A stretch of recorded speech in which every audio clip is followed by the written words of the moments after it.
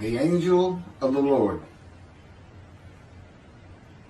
Rashi says in his introduction to Zechariah chapter 1, the prophecy of Zechariah is extremely enigmatic because it contains visions resembling a dream that requires an interpretation.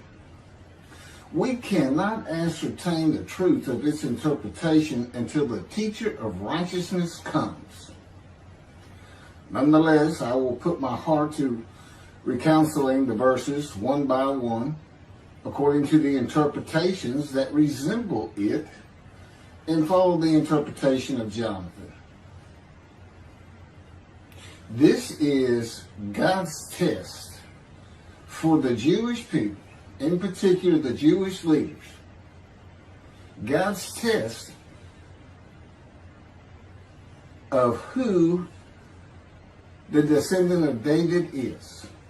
The man described in Isaiah 53, the teacher of righteousness. That's who Rashi, known as one of the first rabbis to say that Isaiah 53 described the people, the Jewish people, as the patriarch Israel. Then here he is in Zechariah saying we got to have to know the truth of at least chapter 1 of Zechariah, to know its truth, because we can't do it. And no Jewish man, religious, academic, commentator, or otherwise, has ever had the answer to this. And yet this video is going to give it to you. Why? I'm a teacher of righteousness. This is Zechariah chapter 1, verses 7 through 12. That's the preamble that Rashi leads into before he starts his commentary. And this is in midrash form. That's where I take parts of a verse and interpret each in individual segments. Verse 7. On the 24th day of the 11th month of the second year of Darius, the month of Shabbat, this word of the Lord came to the prophet Zechariah, son of Berechiah, son of Edo. This word of the Lord. This verse continues with, in the night I had a vision, which is not a word of the Lord. The word of the Lord coming to Zechariah means the messenger of the words of God has come to Zechariah, who is the angel of God's presence, and the word of the Lord. Literally, that's his name. He has alighted upon Zechariah to bring a vision from God. Not a word, a vision. Verse 8. In the night I had a vision. I saw a man mounted on a bay horse standing among the myrtles in the deep, and behind him were bay, sorrel, and white horses.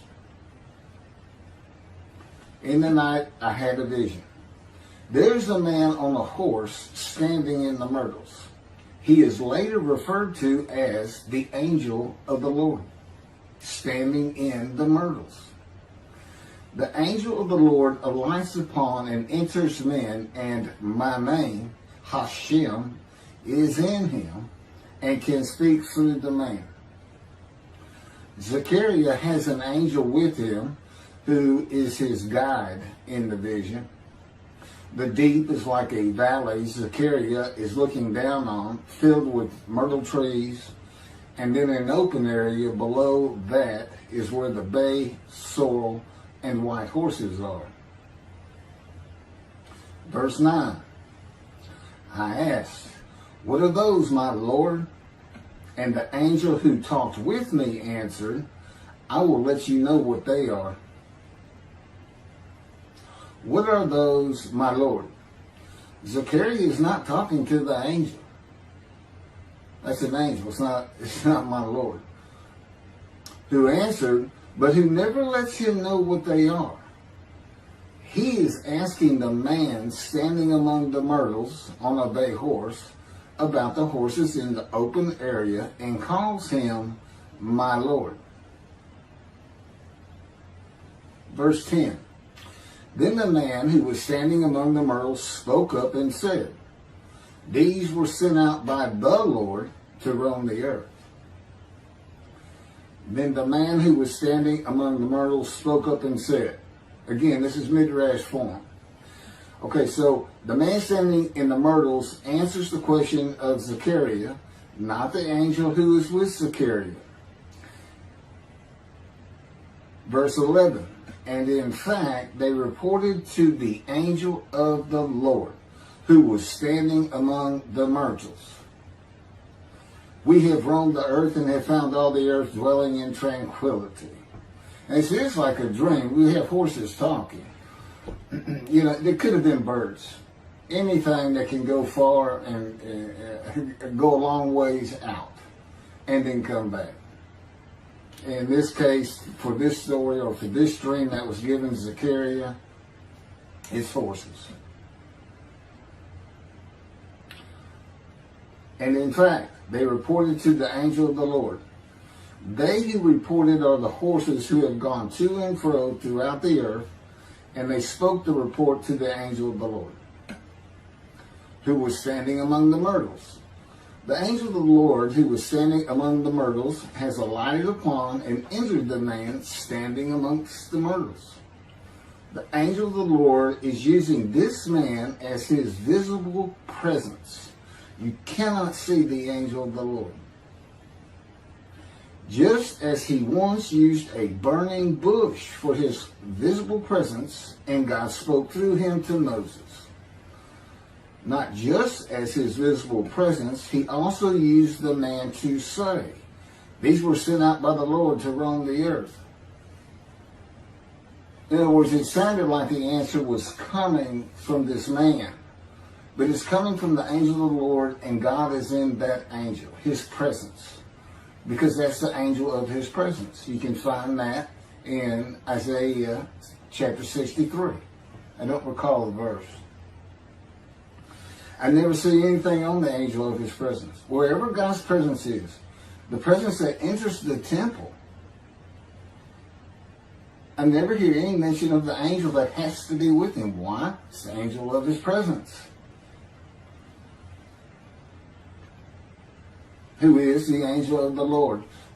I believe, and I'm not certain about this, but I've heard it at least one or two times, and that is Christianity believes the angel of the Lord is Jesus Christ. Thereupon the angel of the Lord exclaimed, O Lord of hosts, how long will you withhold pardon from Jerusalem and the towns of Judah, which you placed under a curse 70 years ago? Thereupon the angel of the Lord exclaimed. Okay, so the angel of the Lord exclaimed through the man. Zechariah heard the words come from the man standing in the myrtles.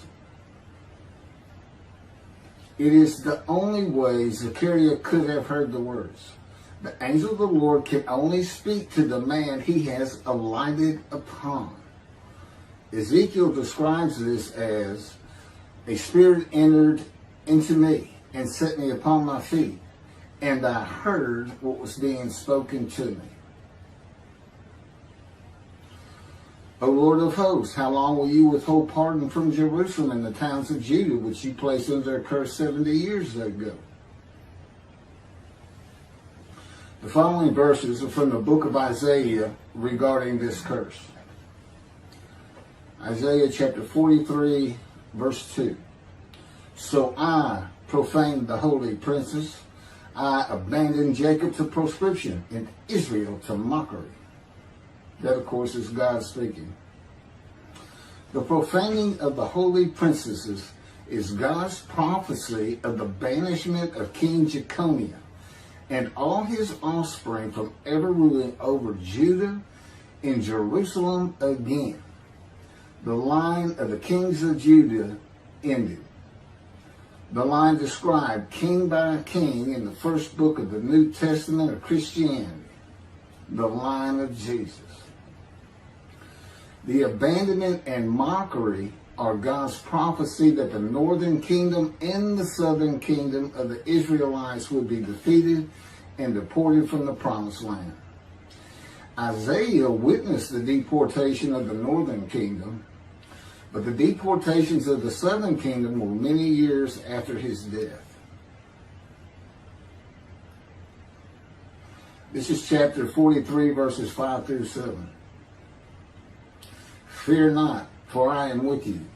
I will bring your folk from the east, will gather you out of the west. I will say to the north, give back, and to the south, do not withhold. Bring my sons from afar, and my daughters from the end of the earth. All who are linked to my name, who I have created, formed, and made for my glory. Okay, this is God's prophecy that all the tribes of Israel would return from the Assyrian deportations of the tribes east of the river Jordan, that were Reuben, Gad, and the half tribe of Manasseh, and all the tribes of the northern kingdom, deported by Assyria, defeated and deported, and the Babylonian deportations of the southern kingdom. It is a prophecy that is specific to the Assyrian Babylonian exiles. This prophecy was fulfilled according to the books of Ezra and Nehemiah and their account of all 13 tribes returning to the southern kingdom of the lands of Benjamin and Judah. Jerusalem is within the lands of Benjamin, and his lands are considered part of the kingdom of Judah, since that is where the kings of Judah rule from. 10 tribes being lost and not returning is a myth. When the 7th month arrived, the Israelites being settled in their towns, the entire people assembled as one man in Jerusalem, as the man Israel, all of them. When the people Israel gather as one man, it is all 12 tribes who were allotted lots of the promised land, and the Levites, they did not receive a portion. They were allowed to go from lot to lot, tribe to tribe, and everybody was supposed to take care of them. The Levites, that would be Levi, the son of Levi, the priestly tribe without an allotment of the promised lands. Judahites and Benjaminites alone are not Israel, though all references to Israelites would include them.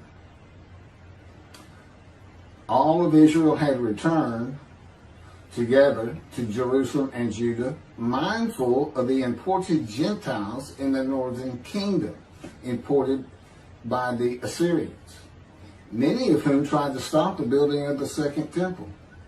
This is why everybody returning, all 13 tribes, all went to Judah. The northern kingdom was occupied by Gentiles, I would assume Assyrians and Arabs.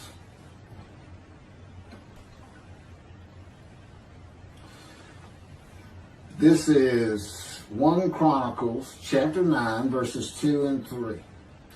The first to settle in their towns on their property were Israelites, priests, Levites, and temple servants, while some of the Judahites and some of the Benjamites and some of the Ephraimites and Manassesites settled in Jerusalem. That would be Ephraim and Manasseh. Manasseh was such a large tribe, it had to be broken in. It was broken in two. Half of it set up, their allotment was east of the river Jordan by about where Edom would be. And well, that was the tribe of Gad. Not Edom, Gilead, where the Tishbite, Elijah, the Gentile, was an inhabitant.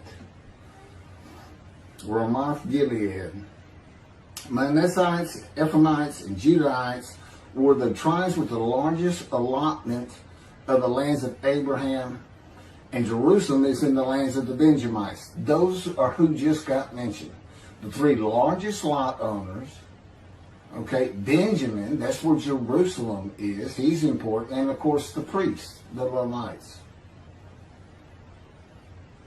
So Ephraim and Manasseh were not lost tribes, as many believe from writings outside of the Bible.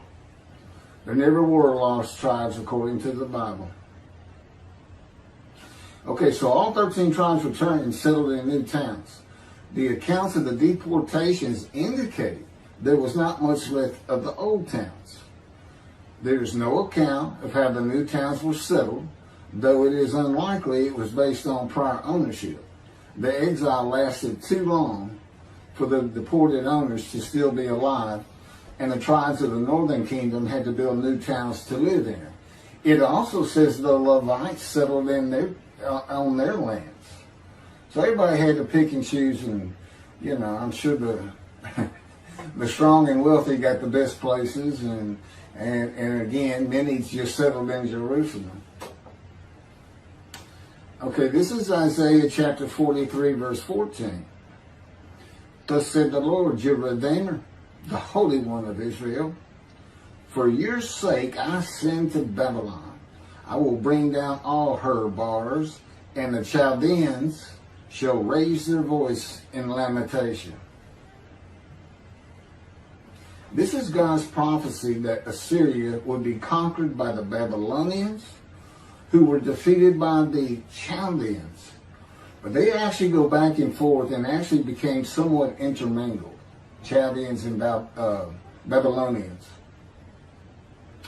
And that he would raise up the Gentile anointed king Cyrus of Persia to conquer them, to clear the way for all the tribes to return.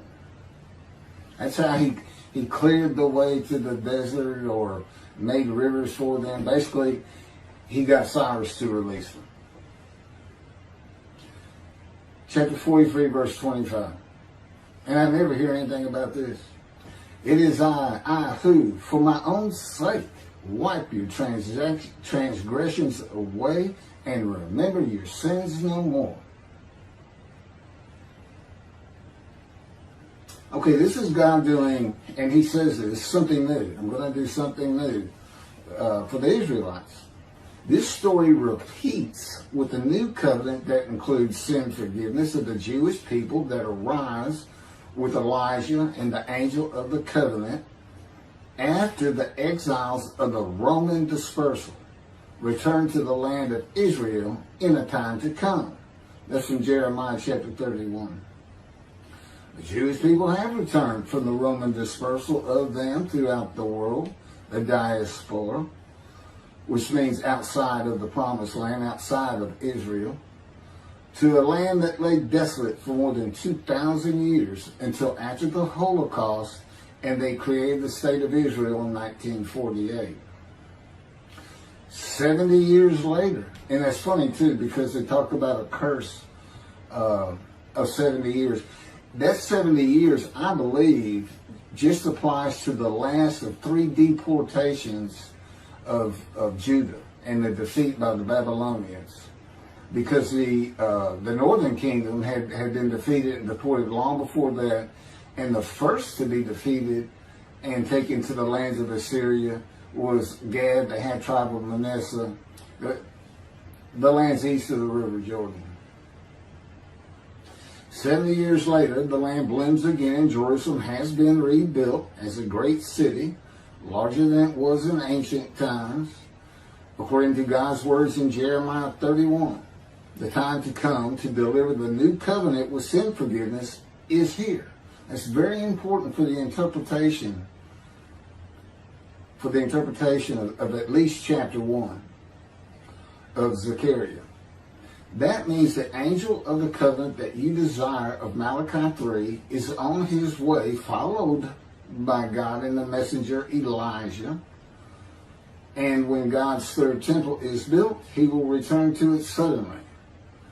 This is the day of the Lord. That's Malachi chapter 3. Now, Zechariah is in Jerusalem, and the construction on the second temple is about to begin. Isaiah has written God's words of sin forgiveness, which would have removed the curse long before this, when they were returning, when the remnant of the 13 tribes was returning. And the angel of the Lord proclaims, O Lord of hosts, how long will you withhold pardon from Jerusalem and the towns of Judah, which you placed under a curse 70 years ago?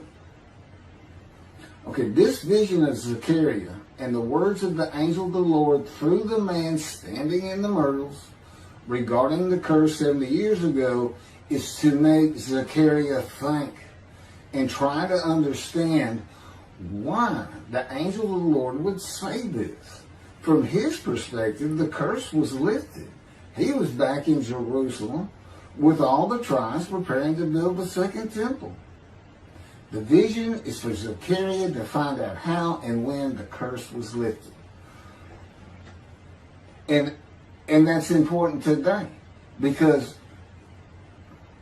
this is the day of the Lord. The new covenant is here, and every single Jew throughout the world is forgiven of their sins right now. And that message has been given to me to be delivered. And it's not getting out there. It's just not getting out there, and that's what happened here. Because if you read Ezra and Nehemiah, it's clear they had no idea that their slates had been claimed. And sin and continue. Once you know that God has just said, okay, I'm not going to remember any of that.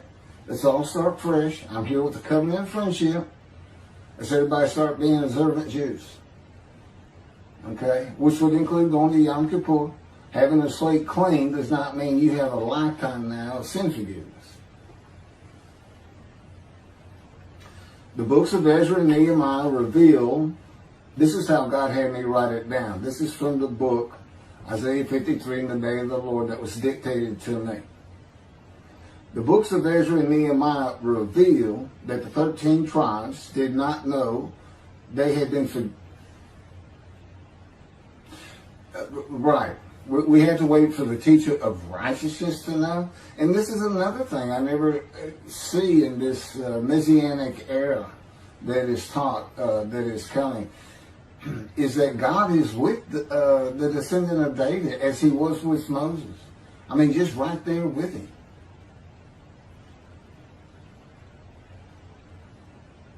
The books of Ezra and Nehemiah reveal that the 13 tribes did not know they had been forgiven of their sins to be a holy seed in the building of the second temple.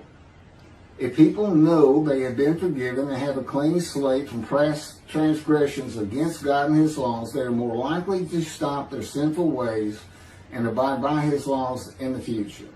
The scroll of Isaiah needs to be found and interpreted by Zechariah and the religious leaders so they will know of God's forgiveness of their sins.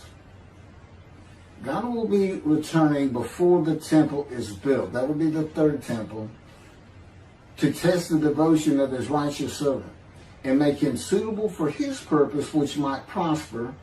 That includes the building of the third temple. This would begin when his spirit alights upon the anointed one, Moshiach. His presence with his righteous servant will be necessary for the temple to be rebuilt. Islam will not freely hand over their third most holy site to Israel and abandon the Dome of the Rock Mosque, a mosque that sits on the Temple Mount purchased by King David for God, the most holy site of the Jewish people. With God is the angel of his presence who is already on the way. You want me to skip that? Okay, this has been covered in other videos more than once.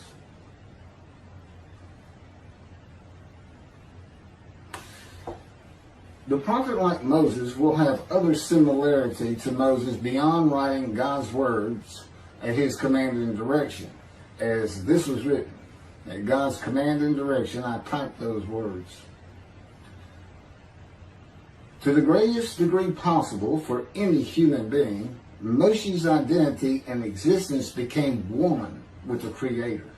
Now that's who you're looking for when you say the prophet like Moses. It's not Joshua. I've heard that one, which is, it says right there on that page, there's never been another prophet like Moses. Well, his attendant Joshua standing right there, if that's, anyway.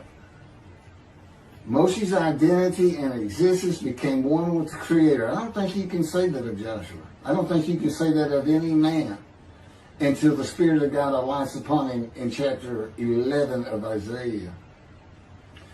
He surrendered himself to God to the extent that our sages say the Shekinah, divine presence, which is the angel of his presence, who is the Holy Spirit. He's an angel, and his body is not human form with wings. His body is the Spirit of God. Wherever God is, his Spirit is. Wherever his presence is, the angel of his presence is. They're always together. So when they align upon a man and say, okay, we have tasks for you, that man immediately becomes a man in divine beings. And that's the Shekinah. That's the Spirit of God and the presence of God entering into the temple, which would include the angel of his presence. The Shekinah spoke through Moshe's throat. As I have mentioned, God can speak through me. You're only going to know it, just like with the man standing in the myrtles, by the words that are spoken. Okay? Because it's my voice. But it's not me. You know, I can tell the difference. You can't, other than those would be how God would state it. And you can, if you watch closer, you can see it happen in all these videos. I mean, for the most part. Where God just, you know, he just throws out a sentence or two. And I just keep going, you know. I let him get done and I just pick up from there. We've been working on this for over 13 years. That's from the Zohar, Volume 3, page 232A. And then it says, i.e., he was God's veritable mouthpiece on this earth. That's from the Sefer Hashikos 5749, Volume 1, page 290, and a footnote. The prophet, like Moses, will also have the answer to these questions. Quote, the great Jewish philosophers try to understand the question of how Moses heard God literally, some insisting that God spoke actual words and Moses heard them with his ears, while others suggest that God's speech was communicated silently to Moses' intellect and only uttered in sound by Moses himself. Maimonides, Rambam, even as he affirmed the communication between God and Moses as a fundamental Jewish belief, ultimately conceded the mysteriousness of that process. The entire Torah reached Moses from God in a manner which is figuratively described as speech, but no one has ever known how that took place except Moses himself, whom that speech reached. That's commentary on the Mishnah, Sanhedrin, chapter 1. Well, I have the answers, and I've been telling you the answers. God is in his Spirit.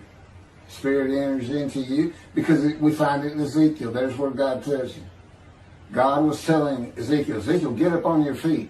Ezekiel says, at that very moment, a spirit entered into me and I could hear the words of God. There it is. When he enters him. Now, he's not hearing that through his ears. There's the first question answered. It's not to your ears. And there is a silent knowing. That's what we call it, what God has taught me. Now, generally, I just hear words as though they came in through my ears and they're in my mind, as though my eyes and my ears had perceived. But he can put just knowledge into my mind without uttering a word. And it's kind of can be pointed out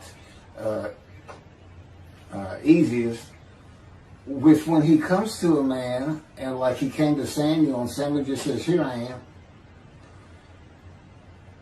It's as though before he speaks to you, and this is what happened with me, he put in a knowledge in my mind that the God of creation was about to speak to me. And so when he did speak, it was as though he had always been there speaking to me. Not unlike how Adam would have felt.